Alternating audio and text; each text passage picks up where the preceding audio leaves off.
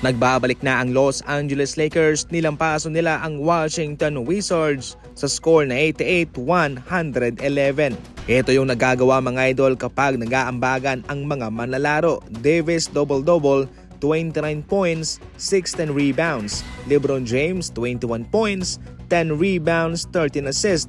Finally si Finney Smith 16 puntos, 2 rebounds, 4 na 3. Reeves 16, 2 rebounds, 8 assists mga idol. Maganda ang tiyempo ng Los Angeles Lakers kung saan kanilang naungusan pa nga sa rebounding itong Washington Wizards.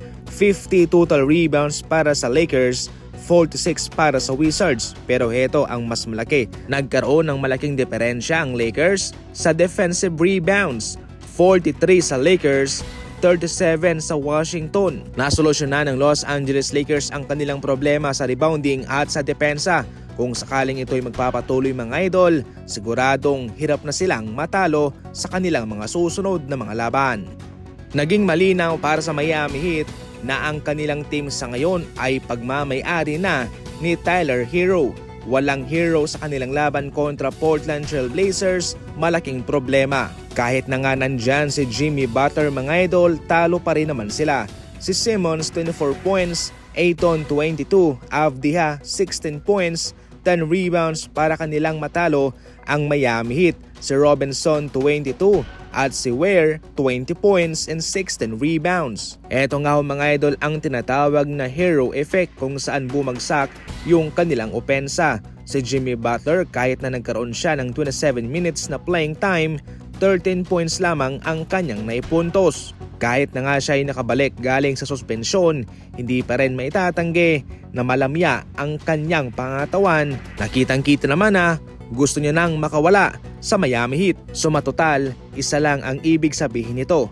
Ang Miami Heat ay team na ni Tyler Herro. Naka-upset na naman ang Toronto Raptors at sa pagkakataong ito, laban nito mga idol sa Orlando Magic.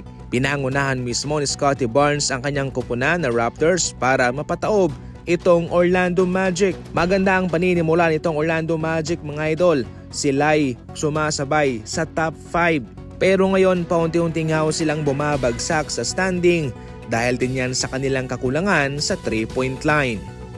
Sa ating huling balita naman, nagpapakita naman ng interes ang Houston Rockets para kay Robert Williams III. Nanggaling mismo yan kay Brett Siegel ng clutch points.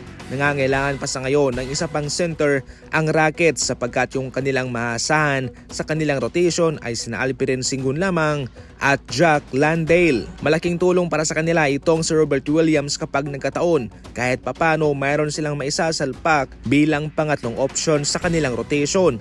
Magaling din tong dumepensa. Kaya kahit papano habang nasa bangko si Alperen Sengun nagpapahinga, mayroon silang defensive na big man na maipapasok. Yan lang muna sa ngayon. Maraming salamat po.